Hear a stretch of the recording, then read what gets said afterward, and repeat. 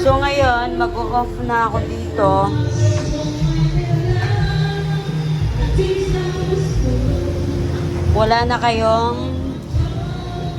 Wala kayong bahay. So, yung magiging bahay mo, ito muna. Pasok ka dito. Bukas, kukunin kita.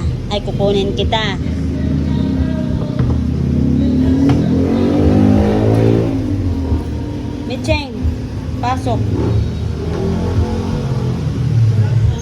Bukas ha. Kunin kita bukas. Diyan ka muna para hindi ka mabangga. Diyan ka lang.